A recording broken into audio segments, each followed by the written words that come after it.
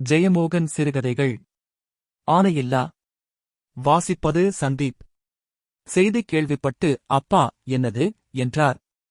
ஆமாம் ஏமானே, உள்ளதாக்கும். வந்து பார்க்கணும் அந்த கரக கேட்ட.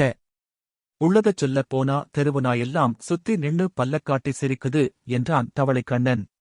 அப்பா துண்டை எடுத்து தோளில் போட்டுக்கொண்டு கிளம்புவதற்குள் நான் பின்பக்கம் வழியாக பாய்ந்து தென்னந்தோப்பில் புகுந்து குறுக்கு வழியாக ஓடி ஓடையை பனந்தடி பாலம் வழியாக கடந்து பாடச்சேரியை அடைந்து அப்பால் ஏறி எராளி ஐயப்பனின் வீட்டை அடைந்தேன். செய்தி உண்மைதான். கோபாலகிருஷ்ணன் எராளி ஐயப்பனின் வீட்டுக்குள் நுழைந்து நின்றிருந்தான். பாகன் ராமன் நாயர் வெளியே நின்று ஆனை புறத்தே, ஆனை புறத்தே என்று கூவிக் கொண்டிருந்தார். கோபாலகிருஷ்ணனுக்கு வெளியே வரத்தான் விருப்பம். ஆனால் முடியவில்லை. செருகப்பட்ட ஆப்பு போல இறுகி நின்றிருந்தான். நான் வாய்ப்பிழந்து மாமரத்தின் அடியில் நின்றேன். எழவு என்னலே இது என்று எனக்குப் பின்னால் ஓடிவந்து நின்ற எசக்கியேல் சொன்னான். எலிப்பொறியிலே பெருச்சாளி சிக்கின மாதிரில்லா நிக்கவு. உண்மைதான். கோபாலகிருஷ்ணனின் கரிய பெரிய புட்டம் குறிய வாளுடன் வாசல் கதவுக்கு வெளியே புடைத்திருந்தது. வால் பரிதவித்தது. ஐயப்பனின் மரத்தாலான வீடு சிறியது. அதற்குள் அது நுழைந்து வெளியேற முடியாமல் சிக்கிக் கொண்டிருந்தது. நான் சுற்றிக் கொண்டு பின்னால் சென்று பார்த்தேன். வீட்டுப் பெண்களெல்லாம் வெளியே நின்று நரியைக் கண்ட கோழிகள் போல கூச்சலிட்டுக் கொண்டிருந்தார்கள். மொத்தக் கூச்சலில் சொற்கள் தனித்து கேட்கவில்லை. யானை முகப்புக் கூடத்தில் நின்றிருந்தது. அதன் துதிக்கை பின்பக்கம் சாய்ந்து இறக்கப்பட்ட சமையலறைக்குள் நெளிந்து கொண்டிருப்பதை அங்கிருந்தே காண முடிந்தது. இரு தந்தங்களில் ஒன்றும் சமையலறைக்குள் நீட்டியிருந்தது. எட்டிலே உள்ள போச்சு என்று எனக்குப் பின்னால் வந்த எசக்கியேல் கேட்டான். இயேசுவே, மாதாவே, உலகம் அழியப்பட்ட நாளுல்லா வந்திருக்கு என்று எசிலி கிழவி சொன்னாள். அப்பா வந்து சேர்ந்தார். கூடவே அவருடைய நண்பர் தங்கையா நாடாரும் நேசையன் தீக்கனாரும் இருந்தனர். பெரிய மனிதர்கள் வந்ததும் பெண்கள், எனக்கு தெய்வமே, இந்தக் கோலத்தை கண்டதியளா? எனக்கு வையாமே, எனக்கு சீவன் போக மாட்டேங்கே என்று கதறிக் கூச்சலிட்டு ஓடிவந்து நெஞ்சிலறைந்து அழுதனர். அப்பா போரும் என்று அதட்டினார். ஐயப்பனின் மனைவி சந்தரி ஓ என்று பணிவுடன் சொல்லி உடனே அழுகையை நிறுத்தி மூக்கை ரீச் என்று சிந்தி வேட்டி நுனியால் துடைத்தாள். கண்களைத் துடைத்துக் கொண்டு தன் மகள் நாராயணியிடம், ஏண்டி, சட்டியும் கலமும் வச்ச இடத்திலே நிக்கச் சொன்னேனே.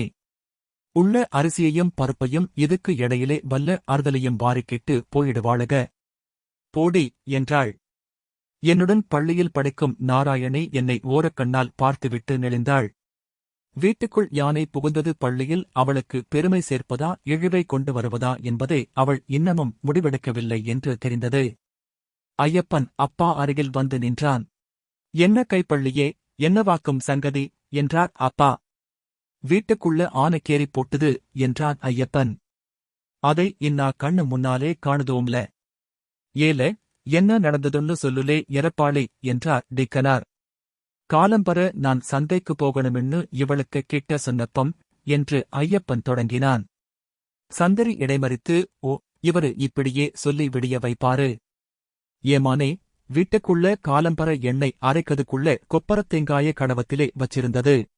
4 நாள் வெயிலிலே காஞ்சு நல்ல எண்ணப்பதம் வந்த கொப்பரையாக்கும். நாயரு நேத்து ராத்திரி ஆனையை அந்தால காலாயம் வீட்டு விளையிலே கெட்டிருந்திருக்காரு. அது சங்கிலிய அவுத்துப் போட்டு மணம் பிடிச்சு வந்திருக்கு. வீட்டுக்குள்ளே கேறிப் போட்டுது என்றாள். முற்றத்திலே நின்னு அருமையாட்டு கைய நீட்டி கேட்டது. ஏட்டி ஒரு கொப்பரையை குடுக்கட்டான்னு கேட்டேன். அதுக்கு இவ என்னைய நாரவாக்கு சொன்னா. இப்பம் என்ன ஆச்சு கண்டிகளா? கிண்ணத்திலே எலி விழுந்த கணக்காட்டு நிக்குது என்றான் ஐயப்பன். வாய மூடும்பே, மோரையிலே வச்சு சாத்திருவேன். ஆனைக்கு கொப்பர கொடுக்கதுக்கு இங்க பொண்ணு கூட்டியில்லா வச்சிருக்கு. உள்ளது 8 கிலோ கொப்பரை. அதுல காக்கா கொண்டு போனது குருவி கொத்தினது போக மிச்சம் இருக்கப்பட்டது இம்பிடு. ஆனைக்கு கொப்பரை கொடுக்காராம், ஆனைய தூக்கி மடிமேலே வையும்பே. வாராரு.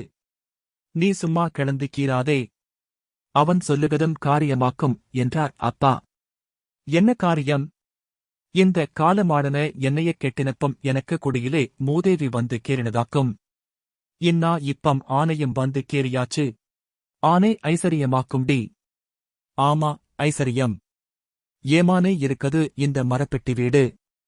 இதை உடைச்சு போட்டா பிறவு எங்க போயி அந்தி உறங்குகிறது? தெருவிலே துணிவிரிச்சு கிடக்கணுமா? எனக்கு மேலாங்கோட்டு பகவதி, உனக்கு கண்ணில்லாம போச்சே. வாய சாத்துடி. ஏலே உனக்கு கெட்டினவளக் கூட்டிட்டு போ. எளவு, ஆனைக்கு பி இழகிறது மாதிரில்லா வார்த்தைய போடுதா? அவ எப்பமும் அப்டியாக்கும். கல்யாணத்திலே தாலி கட்டுத மழையிலே வச்சு என்னைய நாயன்னு சொன்னவளாக்கும். ஐயப்பனின் வீடு பழைய மரக்கட்டிடம். அந்தக் காலத்தில் கைப்பள்ளிகள் செயலாக இருந்தபோது கட்டியது. நல்ல உறுதியான தேக்கில் உத்தரங்கள், தேக்குப் பலகையால் ஆன சுவர்கள், பித்தளை குமிழ் வைத்த தடித்த கதவுகள். ஆனால் கதவும் சன்னலும் மிகச் சிறியவை. தட்டம் நிறையும் என்று அந்த வகை வீடுகளைச் சொல்வார்கள். யானை வசமாக சிக்கிக் கொண்டிருந்தது. இப்பம் என்ன செய்யுவது? என்றார் அப்பா. யானே சிக்கில்லா நின்னிட்டிருக்கு. ராமன் நாயர் அருகே வந்து நான் நல்லா விழிச்சு பார்த்தாச்சு. அவனால முடியல்ல. பயந்திருக்கான் பாத்துக்கிடுங்க. ஏம்பே ஆனை உள்ளே கேறி இருக்குல்லா? பின்ன எப்டி வெளியே வராம போவும்? என்றார் டிக்கனார். ஆனை பயந்தாலோ சீறினாலோ கொஞ்சம் உப்பி பெருசாயி போடும் பாத்துக்கிடுங்க. அதாக்கும். இதென்னவே புதிய கதையாட்டு இருக்கு. ஆனை என்னவே சொன்னியா பெருசாகுததுக்கு? என்றார் நகையா நாடார். அப்பா, நாம என்ன கண்டோம்? அவன் ஆனைக்காரன் என்றபின் நல்லா விழிச்சு பாரும்பே. வல்ல வாழைக்குலையோ கருப்பட்டியோ காட்டிப் பாரும். 14 கருப்பட்டியும் 7 வாழைக்குலையும் கொடுத்தாச்சு. தும்பிக்கை நீட்டி வாங்கி திங்குதான். அசைய முடியல்ல. ஒருவேளை இப்படியே வீட்டோட நிக்கலாம்னு ஐடியா இருக்கோ என்னமோ? ஒரு நாளைக்கு 14 கருப்பட்டின்னாக்க நல்ல ஏவாரம்னு நினைச்சிருப்பான். களியாக்கப்பிடாது தம்புரானே. அவன் ஆளு டீசெண்டு பார்ட்டியாக்கும். இன்னைக்கு வரை ஒரு வம்புக்கும் வழக்குக்கும் போனவன் இல்ல பாத்துக்கிடுங்க. ஆத்திலே பொம்பளையாளுக குளிக்குத இடத்துல இறங்க மாட்டான். ஆனா ஆம்புள குளிக்கப்பட்ட இடத்திலே கலப்பைய காட்டிட்டு நிக்கது உண்டு என்றான் லாரன்ஸ். லே, இது சிவன் கோயில் ஆனையாக்கும். வேதக்காரனுகளுக்கு என்னலே காரியம்? வேதக்காரங்களுக்கும் அது கலப்பை காட்டுகதுண்டு. லே, நீ போறியா இல்லையா? அப்பா யானையை கூர்ந்து பார்த்தபடி சுற்றி வந்தார். ஒண்ணும் சொல்லுகதுக்கில்ல. எப்டி உள்ள போச்சுன்னே தெரியலையே. உள்ள போக முடியாதே. வாய்ப்பே இல்லையே. உள்ள போயிருக்குல்லா? இன்னா கண்ணு முன்னால தெரியுதே. எப்டிலே அதுக்கு தோணிச்சு உள்ள போகணும்னு? என்றார் அப்பா. ஆனைக்கு அதுக்குன்னு ஒரு கணக்கு உண்டுல்லா? ராமன் நாயர், சில ஆனைக அப்டியாக்கும். வளர்ந்து போனதை சில சமயம் மறந்து போடும். ஆசாரி பிரமநாயகம் மேலே அப்படியே வச்சு வீட்டை கெட்டினது மாதிரி தோணுது என்றார். அவர் அப்படிச் சொன்னதுமே எனக்கு யானை ஒரு பெரிய நத்தை போல தோன்றத் தொடங்கியது. சின்ன வீடுதானே. அது ஆனைக்கு மேலே அப்படியே இருந்தா என்ன? என்றேன். போய் சொல்லணும். அப்பா கிட்ட சொல்லணும் என்றான் ஸ்டீபன். இல்ல என்று தயங்கினேன். அவர்களின் கண்களை பார்த்தேன். நல்ல ஐடியால்லா? ஆனைக்கு மழை நனையாது. போய் சொல்லிப் போடணும் கொச்சேமானே என லாரன்ஸ் என்னை ஊக்குவித்தான். நான் தயங்கி அடிப்பாரு என்றேன். ஸ்டீபனும் அவன் நண்பர்களும் சிரித்தனர். அப்பா திரும்பிப் பார்த்து முறைத்தார். என்னமாம் வெளியுண்டாவே ஆசாரி என்று டீக்கனார் கேட்டார். நல்ல உரப்புள்ள பழைய தேக்கு மரமாக்கும். பொளிச்சு எடுக்கணுமானா கூட குறே நேரமாவும் என்றார் ஆசாரி. ஐயோ எனக்கு பகவதியே என்று சந்தரி கூச்சலிட்டு தலையில் அறைந்து கொண்டாள். ஐயப்பன் வீட்டை உடைக்கணுமானா என்று தயங்கினான். அப்பா, ஏலே மோனையா. இப்பம் அதுவே உடைச்சுக்கிட்டு வந்துரும். நாம உடைச்சா பலகையாவது மிஞ்சும். இல்லேன்னா வெறகுல்லா என்றார். வீட்டை உடைக்காண்டாம் ஏமானே. எனக்கு வீட்டை உடைக்காண்டாம் ஏமானே என்று சந்திரி அலறி அழுதாள். ஏட்டி பொத்துதியா இல்லையா? கெட்டினவன் செத்தது மாதிரில்லா தொண்டைய தொரக்கா. ஆமா, இந்த முன்னையன் செத்தா நான் அழுதேன். வேற சோலி இல்ல. அப்பா அருகே சென்று பார்த்து வெளியே வர முடியாதுன்னுதான் தோணுது. நல்லா கார்க்கு மாதிரி இறுகியிருக்கு என்றார். அதைக் கேட்டதும் எனக்கு அரிஷ்ட குப்பியை மூடிய கரிய கார்க் நினைவுக்கு வந்தது. அப்பா முன்பு செய்தது போல ஏன் எண்ணெய் போட்டுப் பார்க்கக்கூடாது? எண்ணெய் போடலாமே என்றேன். என்னது என்றார் அப்பா. நான் தயங்க அப்பா போடா வீட்டுக்கு போடா. என்னான்னு தெரியாமலேயே இறங்கி வந்தாச்சு என்று கையை ஓங்கினார். தங்கையா அவரு சொல்லுகதிலே காரியமுண்டு. எண்ணெய போட்டுப் பார்க்கலாம் என்றார். அதுக்கிப்பம் எண்ணெய்க்கு எங்க போவ என்றார் அப்பா. வீட்டை உடைக்கதை விட எண்ணெய் லாபமுல்லா லே. எண்ணெய் ஒரு 4 டின்னு வேணும். போங்களே. எண்ணெய் உலந்து போவும். கிரீசாக்கும் நல்லது என்று ஸ்டீபன் சொன்னான். ஓ என்றார் அப்பா. கிரீஸ் எழுப்பத்திலே உலராது. ஆனைக்கு உடம்பிலே எண்ணெய் நிக்காதுல்லா. அப்பம் 2 டின்னு கிரீசு. லே தவளைக்கண்ணா நீயும் லாரன்ஸும் ஸ்டீபனும் போங்க. எண்ணெய்னா ஒரு புண்ணியமுண்டு. ஆனை கணபதில்லா. எண்ணெய் அபிஷேகம் நல்லதாக்கும் என்றார் படைகிழவரான பாச்சுப்பிள்ளை. அப்பா குழப்பத்துடன் அவரை பார்த்தார். எதுக்கும் நீ இன்னொரு தடவை விழிச்சுப் பாருடே என்றார். ராமன் நாயர் யானையை எனக்க செல்லம்ல. எனக்க மக்க இல்ல. வாடே. வெளியே வாடே. ஆனை புறத்தே. ஆனை புறத்தே என்றார். நீ இப்டி ஆனை புறத்தேன்னு சொல்லுகதினாலத்தான் பிரச்சனைன்னு நினைக்கேன். அதுக்கு புறத்தால வர முடியல. ஆனை வெளித்தேன்னு சொல்லு. அப்படியே முன்னாடி போய் வெளியே வந்துரும் என்றார் அப்பா. ராமன் நாயர் அடுக்களை இடிஞ்சிரும்லா என்றார். அடுக்களைதானே என்றார் அப்பா. ஐயோ எனக்கு அடுக்களையே. பகவதியே எனக்கு அருமந்த அடுக்களையே. சும்மா கிடட்டி. லே இவள கொண்டு போய் அந்தால போடு. பாரச்சனி கெட்ட கூப்பாடுலா போடுகா. ஆனை வெளித்தே. ஆனை வெளித்தே. யானை பர்றீங் என பிளிரி சற்றே அசைய வீடு திடுக்கிட்டது. பல இடங்களில் விரிசலோசைகள். விளிம்புகளில் இருந்து புழுதி உதிர்ந்தது. ஏமானே எனக்கு வீடு. எனக்கு வீடு ஏமானே. இருடே. எலைக்கும் கேடில்லாம முள்ளுக்கும் கேடில்லாம எடுக்கணும்லா. யானை வாலை தூக்கி கூழ் போல கழித்தது. 14 கருப்பட்டி. ஏலே ஒரு சாராயமணம் வருதுல்லா பிண்டத்திலே. கிரிஸ் வருவது வரை ராமன் நாயர் யானையை அழைத்துக் கொண்டிருந்தார். அது மெல்ல காலெடுத்து வைத்து முன்னால் நகர்ந்தது. வீடு கிரிச்சிட பயந்து நின்றது. பின்கால் எடுத்து வைத்தபோது அதுவே அஞ்சி நின்றது. ஆடாம நின்னா ஆனை வீங்கிப் போகும் என்றார் சுப்புப்பிள்ளை. கிரிஸ் டப்பாக்களுடன் 4 சைக்கிள்கள் வந்தன. நல்ல ஒரிஜினல் கிரீஸாக்கும். எதுக்கு இவ்வளவு கிரிஸ்னு நாகப்பன் கேட்டான்.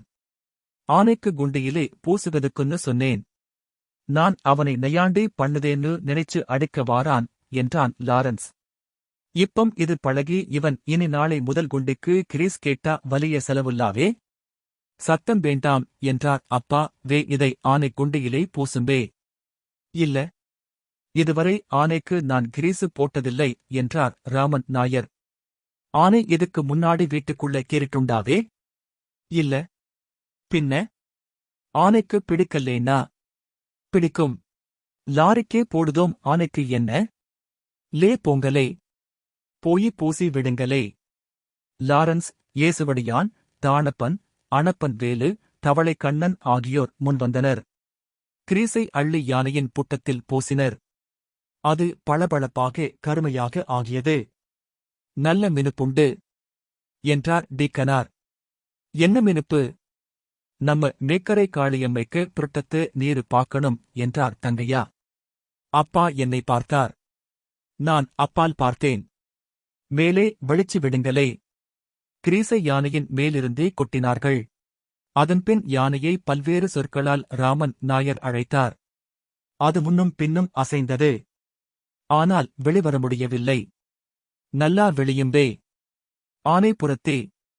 ஆனை வலத்தே. ஆனை வெளித்தே. ஆனால் யானை பின்னடி எடுத்து வைத்தபோது கிரீஸில் கால் வழக்கி திடுக்கிட்டு நிலை கொண்டு பர்ரோம் என ஓலமிட்டது. புட்டம் நடுங்க வால் சுழித்து அசையாமல் நின்றுவிட்டது. பூசாரி அப்பு வந்து அப்பாவிடம் நம்ம கடுவா மூப்பிலை விழிச்சா என்ன என்றார். என்னத்துக்கு.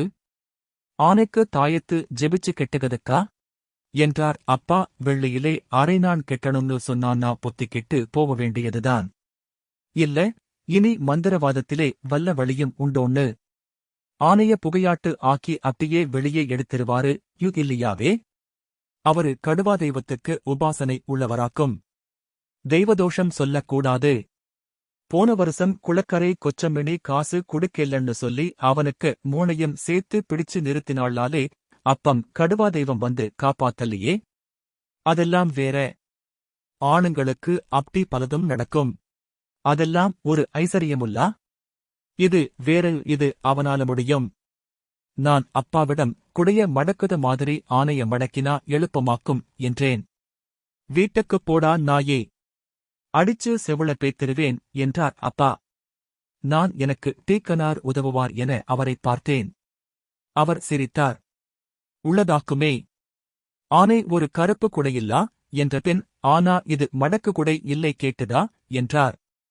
தங்கையா, நான் என்ன சொல்லுதேன்னா இப்பம் நாம இருக்கப்பட்ட நிலைமையிலே மந்திரம்னா மந்திரம். மந்திரமா? வேய் பெருவட்டரே, உமக்கு தலைக்கு சூடுண்டாவே? ஆனைய மந்திரத்திலே வெளியே எடுக்குததா? என்ன சொல்லுதீரு? என்னமாம் செய்யணும்லா? அதுக்காக வீட்டை உடைப்போம். ஆசாரி வே வீட்டை உடையும்பே. ஐயோ, எனக்கு வீடே, எனக்கு வீடே, எனக்கு பொன்னு பகவதியே, இவளக் கெட்டிக் குளத்திலே தாழ்த்துங்களே, செவிய கீறுதாளே, எனக்கு பின்னால் ஓடிவந்து சேர்ந்து கொண்ட கோலப்பன் என்னவாக்கும் காரியம்? ஐயோ, என்னலே இது என்றான். எப்பிடிலே? ஐயப்பனுக்கு வீட்டைக் கண்டு கோபாலகிருஷ்ணன் அது பிடியானேன்னு நினைச்சுப் போட்டு அந்தாலே கேரி லாக் ஆகி நிக்குது என்றான் லாரன்ஸ். ஐயோ, உள்ளதா? அப்பா வெறியேறி போலே லே தாயோளி அவனை வெட்டுலே என்று கூச்சலிட்டார். டீக்கனார், நில்லும்பே பிள்ளைவாள், பயக்க அப்படித்தான் நாக்க சுத்துவானுக. நாம செய்ய வேண்டியதைச் செய்வோம். என்னமாம் செஞ்சு எழவிடுங்களே, நான் போறேன் என்றார் அப்பா. ஆனா ஆனைக்கு ஒண்ணு நடந்தா பின்ன நம்ம ஊரு அழிஞ்சு போயிரும் பாத்துக்கிடுங்க. ஆனைக்கு அபமிருத்யு வந்த நாட்டிலே கதலட்சுமி போயிடுவா. அட்டலட்சுமியிலே ஒருத்தி போனா அவளுக மிச்ச 7 பேரும் கூடப் போயிருவாளுக. அவளுக ஒரு கூட்டமாக்கும். மேரியும் ஒரு லட்சுமியாக்கும் என்றான் ஸ்டீபன். 9ஆம் லட்சுமி. லே, இந்த தாயோடைய வெட்டுங்களே, ஏலை வெட்டுங்களே. ஸ்டீபன் கோகு என்று கூவிச்சிரிக்க செயல் மறந்த அப்பா கண்ணீர் மல்கி நடுங்கினார். பிள்ளைவாள் அடங்கணும், சின்னப்பைய அவனுக்கு கிட்ட சண்டைய போட்டுட்டு என்றார் டீக்கனார். இப்பம் இவருல்லா எலிப்பொறியிலே பண்டத்த வெட்டிக்கிட்ட மாதிரி துடிக்காரு. லே, கடுவாயை வெளிலே போ. சைக்கிளிலே போங்க. கடுவா மூப்பில் எனப்படும் சிண்டன் காணி எங்கள் ஊருக்கு அப்பால் மூக்கன்மலை அடிவாரத்தில் குடியிருந்தார். அவருடைய வீட்டைச் சுற்றி பெரிய கரிய மலைப்பாறைகள். அவற்றின் இடுக்கில் கடுவா, கராளன், குட்டன் ஆகிய மலைத்தெய்வங்கள் மண்ணில் செய்து வைக்கப்பட்டிருந்தன. எல்லாவற்றுக்கும் பெரிய கண்களும் பெரிய வாயும் மிகப்பெரிய ஆண்குறியும் உண்டு.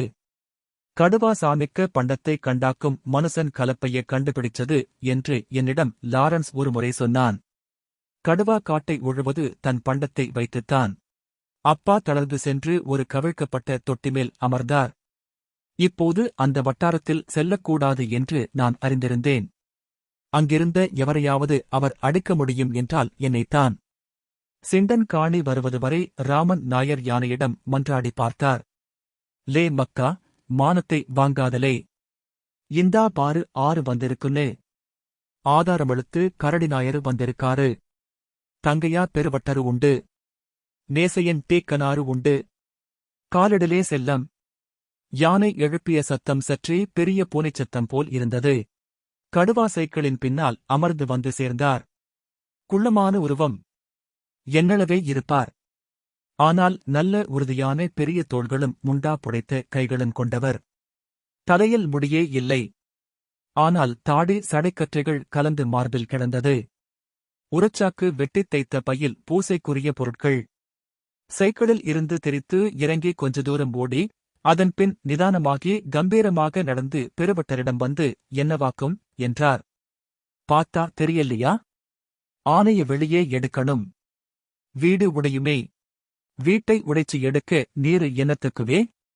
பாப்பம், கடுவா என்ன சொல்லுதான்னு என்றார் கடுவா. பையை கீழே வைத்தபின் மோவாயை வருடியபடி சுற்றி வந்து யானையை கூர்ந்து பார்த்தார். திரும்பி வந்து எடுத்துப் போடலாம். ஒரு மந்திரம் உண்டு என்றார். என்ன மந்திரமானாலும் ஆனைக்கும் வீட்டுக்கும் சேதம் வரப்பிடாது என்றார் அப்பா. நாயர்மார் விலகி நிக்கணும். இது மலை தெய்வங்களுக்கு விளையாட்டாக்கும். நாயர் கொஞ்சம் மலையெல்லாம் கண்டதுண்டுடே காணி.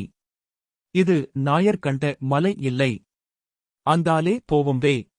அப்பா டே என்று கையை ஓங்கினார். நேசையன் அவர் கையை பிடித்தார்.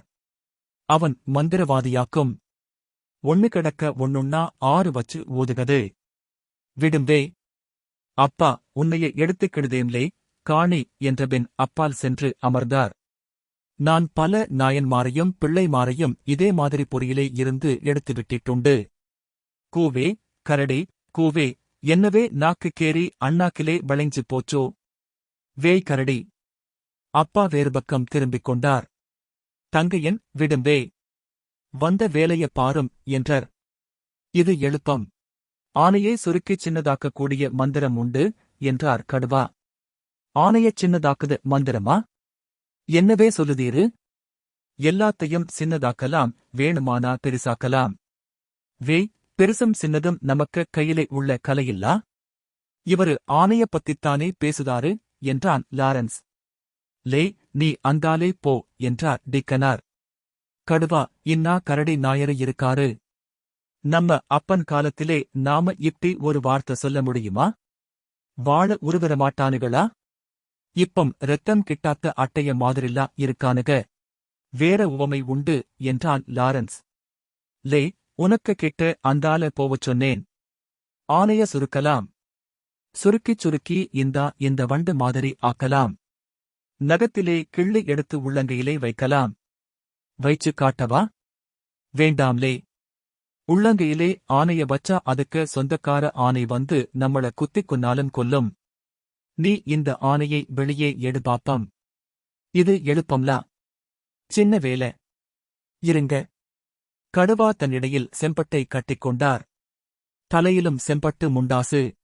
பூசாரி அப்பு அவருடைய உடுக்கையை எடுத்து நீட்ட வேண்டாம் என்று விலக்கினார். கையில் ஒரு பிரம்பை மட்டும் எடுத்துக்கொண்டார். கைசுட்டி ராமன் நாயரை அழைத்துக் கொண்டு அப்பால் சென்றார். அவரிடம் ஓரிரு வார்த்தைகள் பேசினார். பின்னர் அவரிடம் விலகிப் போகும்படி ஆணையிட்டார். அவர் விலகி மிக அப்பால் சென்று மாமரத்தடியில் நின்றார். கடுவா கைவீசி டீக்கனாரை அழைத்து ஆணைகளை இட்டார். டீக்கனார் தலையசைத்த பின் திரும்ப ஓடி வந்தார். ஆள்கூட்டத்தை பார்த்து கைவீசி ஆணையிட்டார். எல்லாரும் மாறி நிக்கணும். நல்லா மாறி நிக்கணும். மந்திரம் வேலை செய்யுதது 100 அடி வட்டத்திலேயாக்கும். 108 அடி இடம் விட்டு மாறுங்க. எல்லாரும் விலக. வட்டம் அகன்று விரிந்தது. வீடு தன்னந்தனியே நடுவே நின்றது. என்ன செய்யுதான்? என்றார் அப்பா. மந்திரம் சொல்லுதான். யானையைச் சுற்றிச் சுற்றி வந்து கடுவா எதையோ சொல்லிக் கொண்டிருந்தார். அவர் யானையிடம் பேசுவது போலவும், யானையிடம் ஆணையிடுவது போலவும், அதை அழைப்பது போலவும், அதனுடன் கொஞ்சுவது போலவும் தோன்றியது. இவன் நம்மள மடையனாக்குதான் என்றார் அப்பா. நீரு சும்மா நில்லும்பே கரடி. நெடுநேரம் ஆகியது. கடுவா பொறுமையாக சீராக யானையிடம் மந்திரம் போட்டுக்கொண்டே இருந்தார். யானையிடம் அவர் நீண்ட உரையாடலில் ஈடுபட்டிருப்பது போல தோன்றியது. யானை உள்ளதாட்டு கொஞ்சம் சின்னதா ஆயிட்டதோ என்றார் டீக்கனார். இல்ல எனக்கு அப்படி தோணுதா? ஆனை சின்னதாவுதா? வேய் என்றார் அப்பா. தங்கையா பெருவட்டர் ஆனை சின்னதாயிட்டே வருது. உள்ளதாக்கும் என்றார். இயேசுவே கர்த்தாவே என்று டீக்கனார் சொன்னார். எனக்க மாதாவே ஆனை சின்னதாகுத காலம் வந்து போட்டே என்றார் ஞானகுருசு. நோவாவுக்கு பெட்டகத்திலே சின்னதாக்கித்தான் ஏத்துவானுக. அப்பாவே கொஞ்சம் திகைப்புடன் பார்த்தார். கூட்டத்தில் அமைதி உருவாகியது. பலர் அதைச் சுட்டிக்காட்டி சொன்னார்கள். யானையின் மத்தகம் தாழ்ந்தது. நன்றாகவே இடைவெளியை காண முடிந்தது. கோபம் வந்தாலோ பயந்தாலோ ஆனை நல்லா காலை நீட்டி முதுகை நிமித்தி நிற்கும். இப்பம் அது நல்லா களைச்சு போட்டு. அதனாலே காலை கொஞ்சம் வளைச்சு முதுகை தாழ்த்தது, அவ்வளவுதான் என்றார் அப்பா. சும்மா இரும்பே என்றார் டீக்கனார். அவனுக்கு மந்திரம்லா? எல்லாம் கடுவாய்க்க மாயம்னா நீரு வேதம் மாறி வாரும்பே. நீரு சத்திய கிறிஸ்தியானில்லா. அது வேற. என்ன வேற? சும்மா கிணவும்பே. நாயரிலே இப்படி உண்டா ஒரு இரணம் கெட்ட நாயரு? யானை நன்றாக காலை மடித்து நிலத்தோடு வயிற்றை சேர்த்து தவழ்ந்து பின்னால் வந்தது.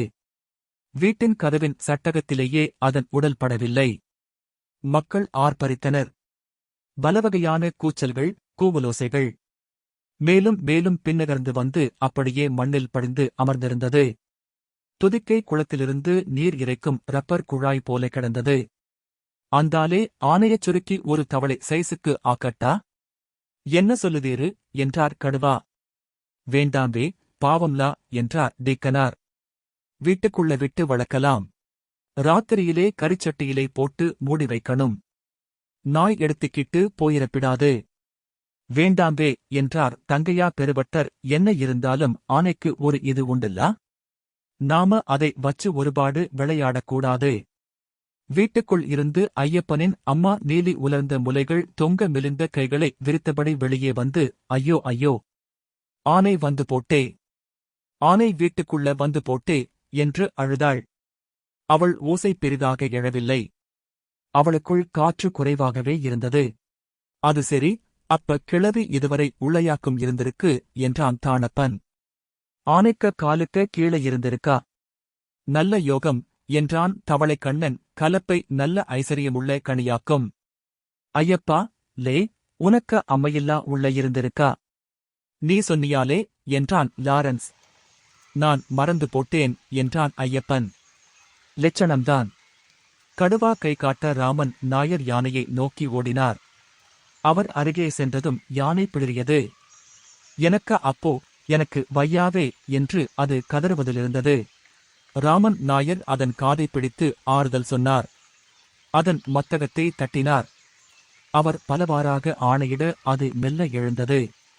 தனக்கு கால்கள் இருப்பதையே அப்போதுதான் உணர்ந்து கொண்டது போல மெல்ல தூக்கி வைத்தது. துதிக்கையை நிலத்தில் ஊன்றி எழுந்து நின்று தள்ளாடியது.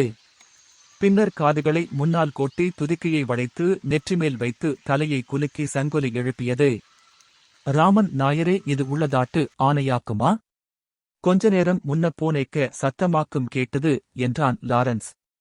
சி போலே நாயிக்கமோனே, வந்து தொட்டு பாருலே. ஆனைக்க வீரியம் என்னான்னு வந்து தொட்டு பார்த்து சொல்லுலே. லே, அருகிலே வந்து பாருலே. தொட்டா என்னவே செய்வீரு? ஆனைய நான் ஓட ஓட விரட்டினா என்ன தருவீரு? 10 ரூபா. ஏல, 10 ரூபா பந்தயம். லாரன்ஸ் முன்னால் சென்று ஐயப்பனின் வீட்டு முன் கிடந்த ஒரு கொப்பரையை எடுத்துக்கொண்டு யானையை நோக்கிச் சென்றான். கோபாலகிருஷ்ணன் துதிக்கை நீட்டி அதை மோப்பம் பிடித்தது. அதன் உடல் நடுங்கியது. புட்டத்தில் ஒரு விதிர்ப்பு. காதுகள் மடங்கின. துதிக்கையை இழுத்துக்கொண்டு லாரி ஆரன் அடிப்பது போல அலறியது. உடலை சுருட்டிக்கொண்டு பதுங்கி மறுபக்கம் நகர்ந்து மீண்டும் அலறியபடி ஓடியது. டேய் கோபாலா நில்லு, கோபாலா நில்லு என்றபடி ராமன் நாயர் பின்னால் ஓடினார். ராமன் நாயரே, 10 ரூபா. 10 ரூபா நாயரே. நாயரே கூ. லாரன்ஸின் நண்பர்கள் கூச்சலிட்டார்கள். சிரிப்பு, ஆர்ப்பாட்டம். அப்பா, இவனுக நாட்டிலே ஒரு ஆனையை மானம் மரியாதையா ஜீவிக்க விடமாட்டானுக. விருத்திகெட்டவனுக என்றார். நீரு வீட்டுக்குப் போவோம்பே, நான் விலைக்கு போயிட்டு வாரேன் என்றார் டிக்கனார். கடுவா, எனக்கு ஒரு 50 ரூபாயும் கடுவாய்க்கு ஒரு கோழியும் வேணும். கோயிலுக்கு கொடுத்தனுப்புங்க என்றபின் எங்களே சைக்கிளிலே வந்தவன் என்றார். தானப்பன் வந்து ஏறுங்க மூப்பிலே என்றான். கடுவா அப்பாவை பார்த்து, நம்ம கையிலே நாயர்மாரே சுண்டுவிரல் சைஸுக்கு ஆக்கப்பட்ட மந்திரமும் உண்டு. பின்ன நம்மாலே எதுக்கு? பாவப்பெட்ட கூட்டம்லா என்றபடி சைக்கிளில் ஏறிக்கொண்டார். இறப்பாளி என்றார் அப்பா அவர் போவதைப் பார்த்து. ஆளு தெய்வகிருபை உள்ளவனாக்கும். கர்த்தாவான இயேசுவுக்கும் அவனை ஆளு தெரிஞ்சிருக்கும் என்றார் டிக்கனார். தங்கையா பெருவட்டர், ஐயப்பா, உனக்கு யோகமுண்டு கேட்டியா?